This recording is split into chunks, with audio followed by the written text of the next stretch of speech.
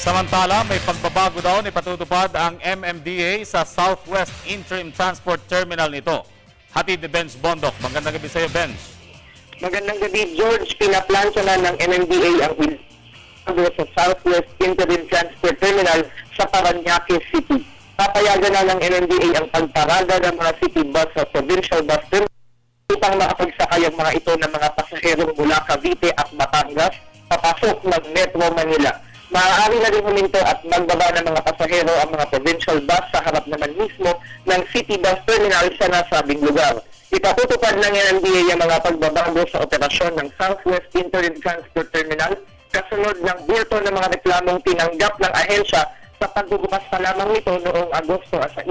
Partikular sa mga reklamong ito ang mahabang paglalakad ng mga commuters mula sa provincial bus terminal patungo sa city bus terminal sa harap ng Coastal Mall.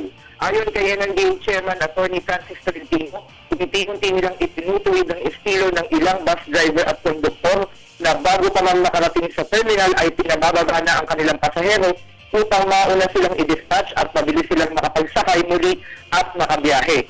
Pinag-aaralan na rin ng ahensya ang pagpapalawak pa ng terminal sa pamamagitan ng 1 ektaryang lupa na pag-aari ng Philippine Reclamation Area na malapit lamang dito. Ito ang nakikita nilang solusyon sa posibleng hindi pagkakasya ng nasa 1,000 provincial buses na tinatanggap at dinidispatch nito. Nakatakda rin maglagay ng Children's Park at Senior Citizens Lounge ang MMDA sa pasahero. Ang footbridge naman sa harap ng Coastal Road, palalagyan ng silong para sa mga dumadaan dito, lalo na ngayong tag-ulan. Magde-deploy din ng mga security personnel para magbantay dito. May medical team din sa lugar sa oras ng emergency.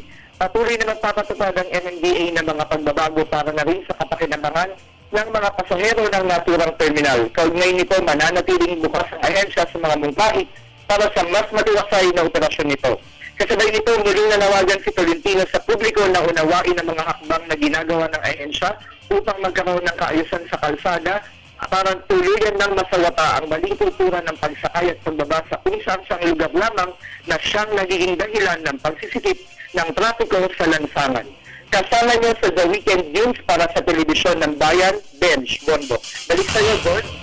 Maraming salamat sa iyo, Benj Bondok.